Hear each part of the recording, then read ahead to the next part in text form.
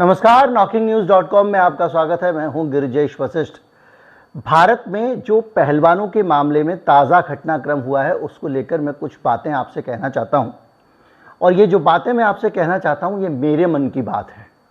और ये जो मेरे मन की बात है ये इस देश के सारे जो इस देश के नागरिक हैं उनसे जुड़ी हुई बात है। मेरे और आपके इस देश में जो वजूद है उसकी बात है। हमारा एग्जिस्टेंस क्या है इसकी बात है। हम भारत के नागरिक क्या भारत के मालिक हैं इसकी बात है। बहुत डिटेल से बातें करेंगे, एनालाइज करेंगे और सबसे ज़्यादा हम समझने की कोशिश करेंगे कि हमारे देश के लिए आज का दिन अफसोस का दिन क्यों बन गया है। कहीं मत जाइए, चैनल को सब्सक्राइब कर लीजिए। सब्सक्राइब करें तो घंटी वाला बटन और ऑल सेलेक्ट जरूर करें। मैं अभी हाजिर हुआ।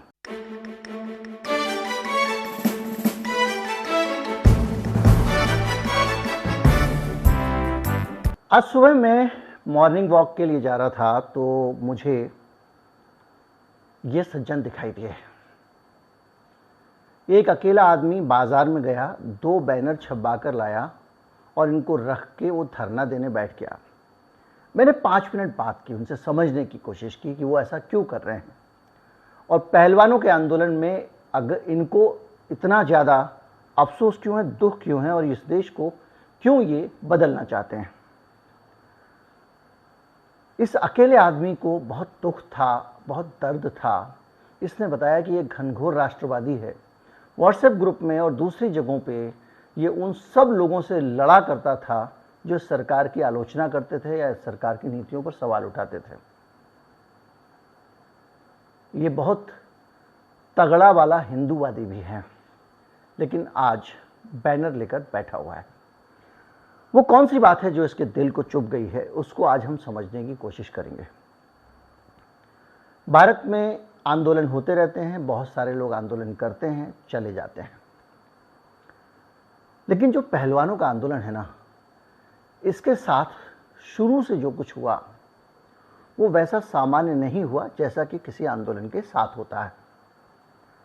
कुछ तस्वीरें आपको फिर दिखा रहा हूं। ये धरने की तस्वीरें हैं।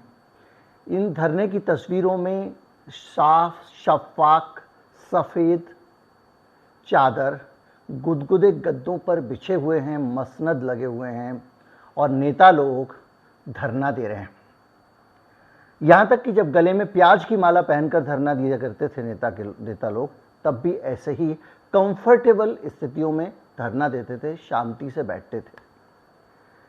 लेकिन पहलवानों के साथ दिल्ली की पुलिस इतना बर्बरता क्यों कर रही है। अब मैं कहूँगा बर्बरता क्यों कह रहा हूँ मैं। हो सकता है कि दिल्ली पुलिस की काम करने की शैली बहुत प्रोफेशनल पुलिस बनी जाती थी और इसको लोग जो सबसे दुनिया की सबसे अच्छी पुलिस है स्कॉटलैंड यार्ड से तुलना किया करते थे दिल्ली पुलिस की। अब अमित शाह जी को दोष दूं कि नहीं दूं, लेकिन कम से कम इस देश की पुलिस अब राजनीतिक रूप से बहुत ज़्यादा इनसेंसिटिव हो गई है। याद कीजिए वो रात जब पानी में रेसलर भीग रहे थे। ये जो तस्वीरें मैंने गद्दे वाली दिखाई थी शुरू में राजनीतिक पार्टियों के धरने की, इनको दिमाग में रख के अब पहलवानों के आंदोलन को देखिए आप। पहलवान जो है वो रात को बारिश होती है, किराए के टेंट हाउस के गद्दे भीग जाते हैं, लड़कियां टॉयलेट के लिए, ये देश की पहलवान हैं, गुरुद्वारा बंगला साहब जाती हैं, उनको वहाँ एक टेम्परेरी नगर निगम का टॉयलेट, जो कि वो एनडीएमसी का इलाका है जो केंद्र सरकार के अधीन है, एक चलित टॉयलेट तक नहीं रखा जाता है। रात को बारिश होती है, गद्दों में पानी भर जाता है। ये लड़कियां जो लग्जरी लाइफ जी सकती थी, जो इंटरनेशनल ओलंपियंस हैं, इनके पास रात को सोने के लिए कुछ नहीं होता है। एक नेताजी हैं, एमएलए साहब हैं आम आदमी पार्टी के, वो फोल्डिंग बेड प्लाईवुड वाले कहीं से अरेंज करके लाते हैं। दिल्ली पुलिस के जो अधिकारी वहाँ तैनात हैं उनको निर्देश है कि इनको तड़पाना है और वो उन तख्तों वाले फोल्डिंग चारपाई को धरना स्थल पर लाने से रोकते हैं। जब पहलवान कहते हैं कि भाई आप अगर बैरिकेड के इस तरफ चारपाई नहीं लाने दे सकते हो तो चारपाई हम ले आते हैं। तो जब ये चारपाई लेने के लिए जाते हैं तो इनके साथ मारपीट होती है। इनको गिरा गिरा कर पीटती है दिल्ली पुलिस। मैंने अभी कहा कि निर्देश थे। हो सकता है कुछ लोग कह सकते हैं कि पुलिस के निर्देश थे, ये बात को आपको कैसे पता है? लेकिन अगर निर्देश नहीं थे और उस व्यक्ति ने वहाँ पर उस अमानवीय स्थिति में भी चारपाई आने से रोका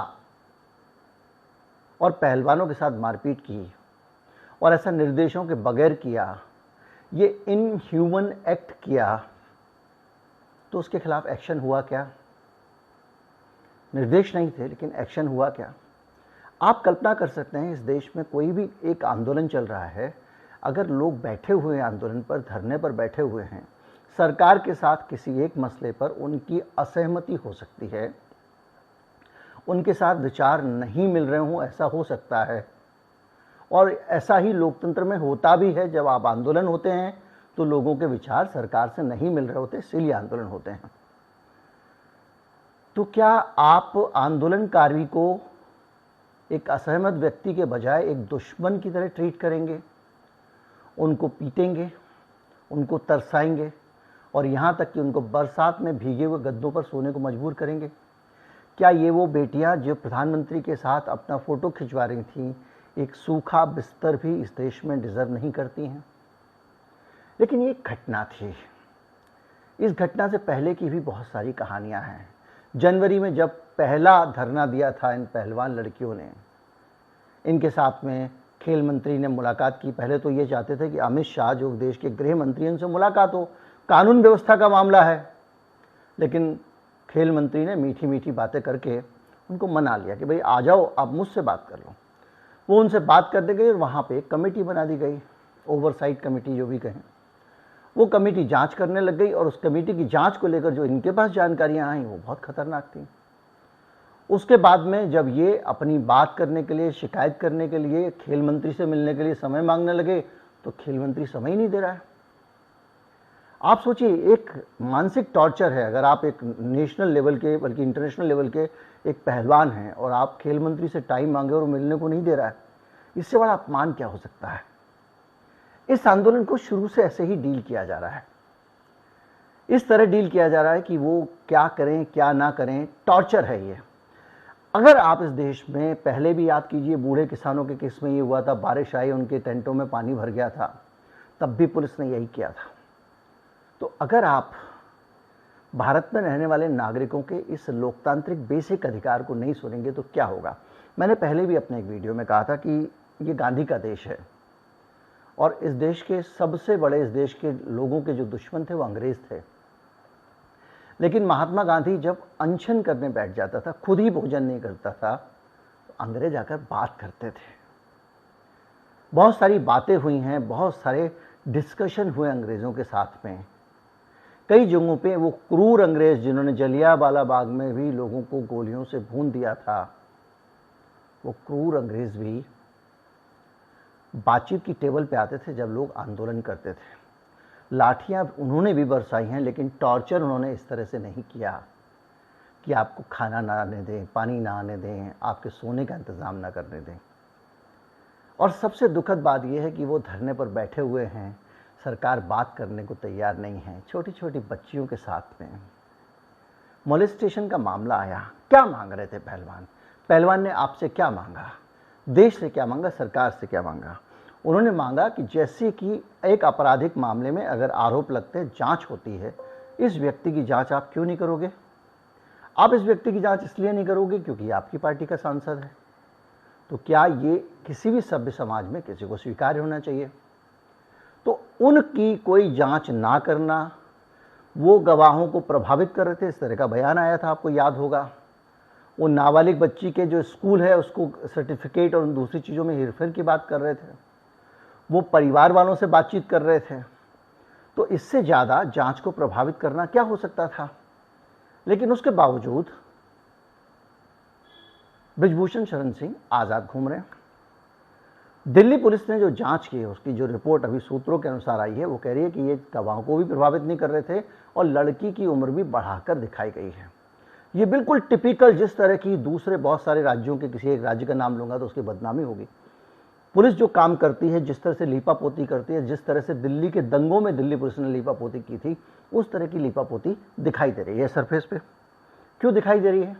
इसलिए दिखाई दे रही है कि इस जांच में शुरू से जब निष्पक्ष तरीके से ना तो उस तरह से बयानात हुए, ना कुछ हुआ, और एक साजिश रची गई, और साजिश ये रची गई कि जो नाबालिग लड़की है जिसके साथ में छेड़छाड़ की बात है, उसके ताऊ जो हैं उनको पुलिस ने सेट किया।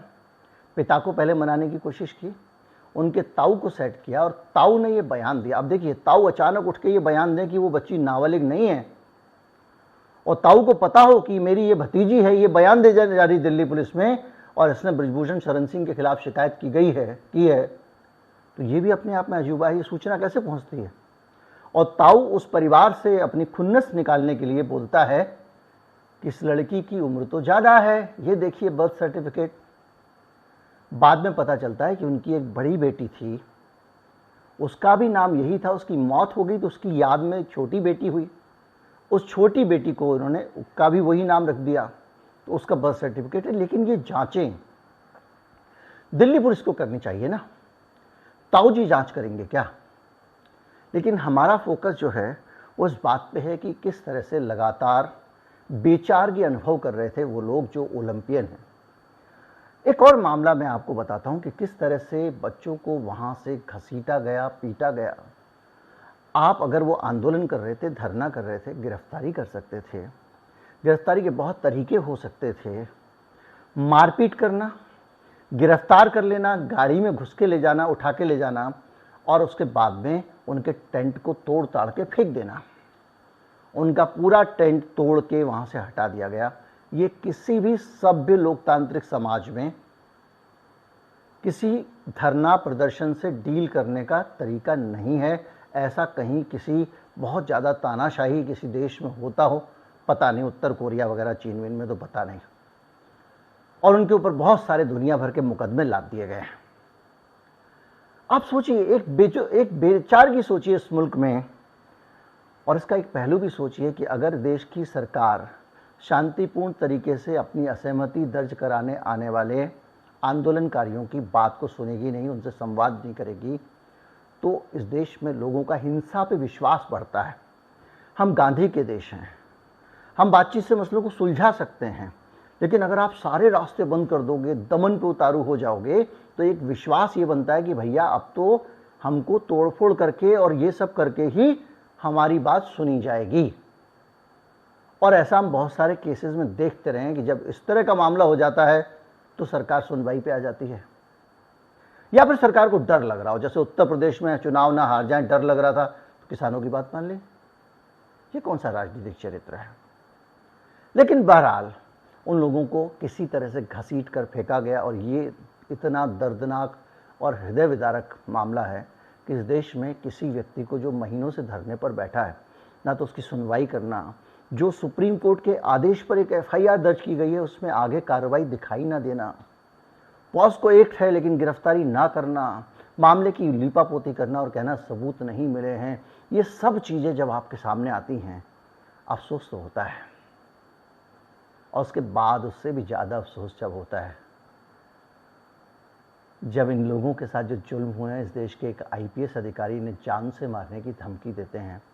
एक एनसीएस थाना नाम का एक कोई आईपीएस अफसर है, इस आदमी ने लिखा कि ज़रूरत हुई तो तुम्हें गोली भी मारेंगे, मगर तुम्हारे कहने से नहीं मारेंगे, अभी तो सिर्फ कचरे के बोरे की तरह उठाकर घसीट कर फेंका है।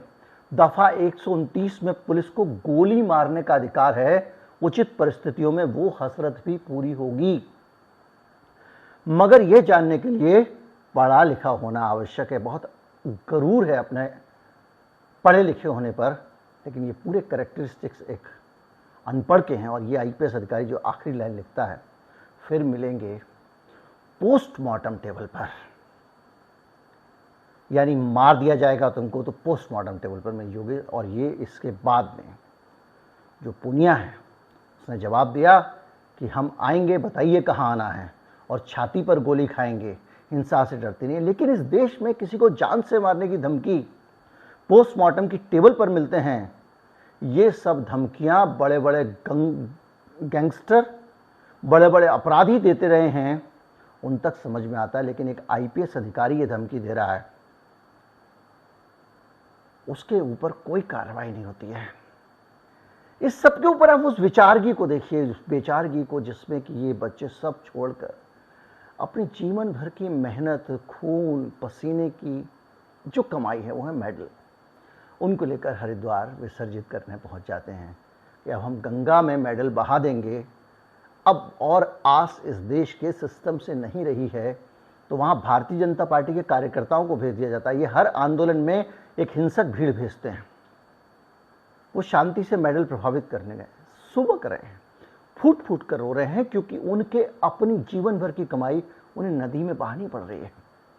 और वहाँ पर भारतीय जनता पार्टी के लोग कहते हैं कि हरिद्वार एक धार्मिक स्थल है और यहाँ पे ये सब हम नहीं करने देंगे। हरिद्वार में अतीत में क्या क्या होता रहा है वो इस वीडियो का विषय नहीं है, कहा जा सकता है। ये सब आप देखेंगे, आप अपने आप को उन पहलवानों की तरह रख के देखिए। क्या आप इस देश के सिस्टम में अगर आंदोलन करने जा रहे हैं तो लोकतंत्र का सभ्य तरीका है, आप उनके साथ में एक सामान्य और सम्मानित नागरिक का व्यवहार तो करिए। कोई आदमी आंदोलन करता, अन्ना हजारे ने आंदोलन किया, इतने दिन मंच पर बैठे रहे, किसी ने जाके ये किया कि अन्ना हजारे को पीट दिया हो, कुछ कर दिया हो? तो कम से कम आपको एक गरिमापूर्ण तरीके से इस देश में जो लोग आंदोलन चला रहे हैं, आप कह रहे हो राजनीतिक आंदोलन, मैं कहता हूं राजनीतिक भी रहा हो तो उनके साथ व्यवहार करने का एक गरिमापूर्ण तरीका होता है ना। आप सत्ता की ताकत, अरे भाई ये जो तुम जितनी भी ताकत इस्तेमाल कर रहे हो, जो भी सरकार इस्तेमाल की, सरकार कहाँ से आई है? घर से लाए हो। जिस दिन सरकार में नहीं रहोगे, ये ताकत क्या करोगे, कहाँ से लाओगे? एक सोचने की बात है कि ये ताकत जिस दिन तुम सरकार में नहीं रहोगे, तुम कितने कमजोर होगे, कल्पना करो। तुम इनमें से एक पहलवान के एक हाथ के भी नहीं हो अगर सोचा जाए तो, लेकिन तुम क्या कर रहे हो? जो देश की ताकत है, देश के लोगों ने दी है, जो धरने पर बैठे हुए हैं, उनकी दी हुई ताकत, उनकी दी हुई पुलिस, उनकी दी हुई मिलिट्री और उनके दिए हुए हथियार और उनके दिए हुए अधिकारियों का इस्तेमाल करके उन्हीं के ऊपर अत्याचार कर रहे हो।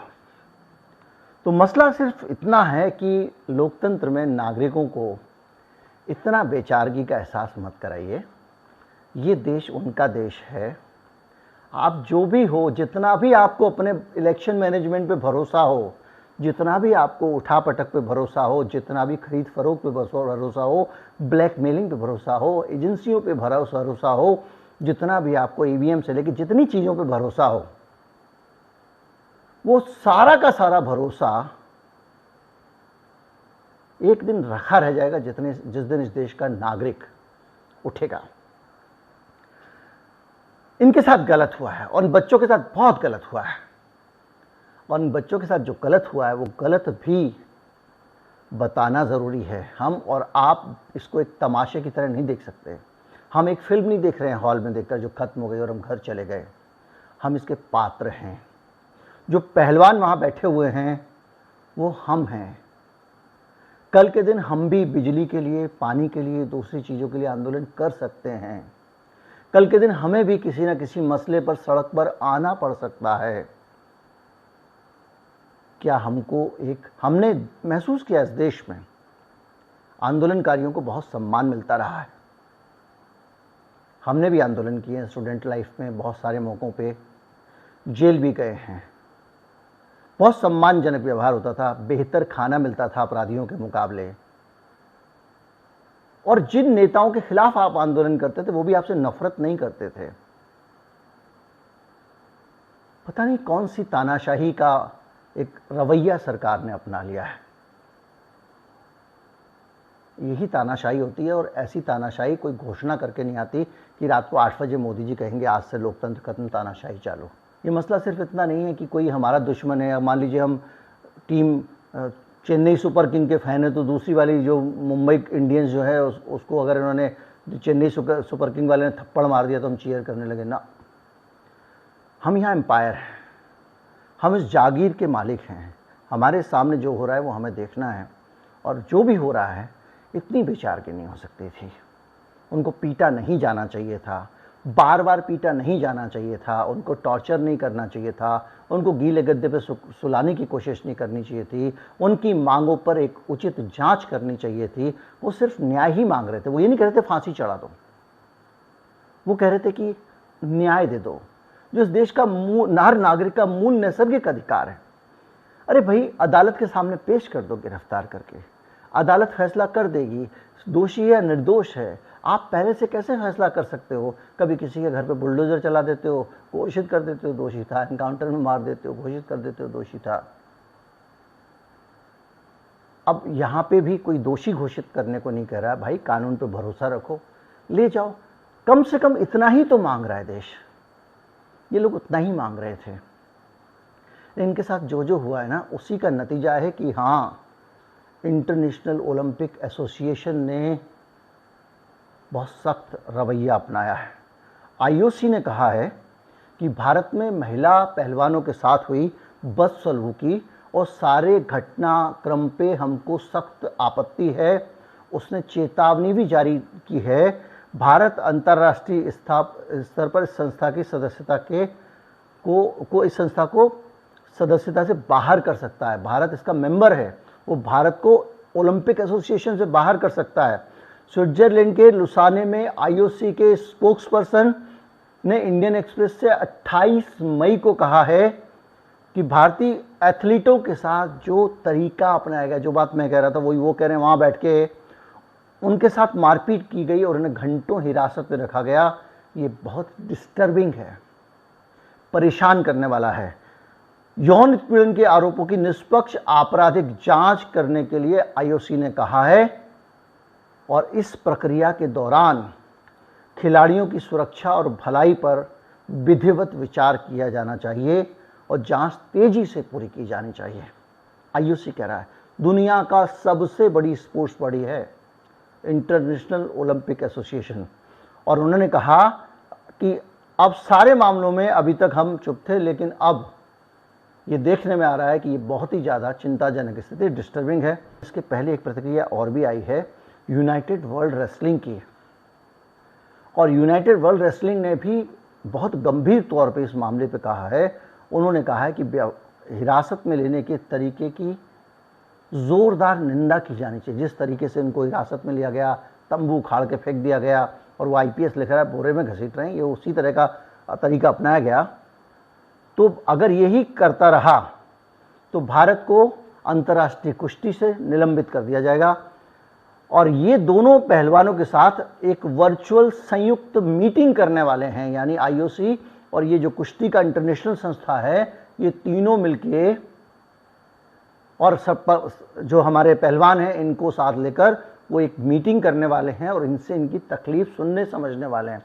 और जब ये होता है तो इसका मतलब आप समझिए कि भारत की प्रतिष्ठा को क्या होने वाला है। इसमें बहुत सारी बातें की गई हैं। इसमें लिखा गया है कि इन लोगों को घसीटा गया है, हिरासत में लिया गया है, पुलिस ने एफआईआर दर्ज की है और तमाम सारे। जो कुश्ती फेडरेशन है अंतर्राष्ट्रीय, उसने कहा है कि ब्रजभूषण शरण सिंह के खिलाफ ढीली जांच और इसमें हो रही देरी निराशाजनक है। इसमें से अब सारी संस्थाओं को देखें तो 45 दिन के बाद के अंदर कहा है कि एक नए सिरे से चुनाव कराइए कुश्ती फेडरेशन के, और बहुत सारी बातें। तो अब मसला यह है कि देखिए, जो मैं आपको इतनी देर से कह रहा था, अंतर्राष्ट्रीय संस्थाओं ने भी करीब करीब मिलते हुए भी बात की है। देखो भाई, अगर आप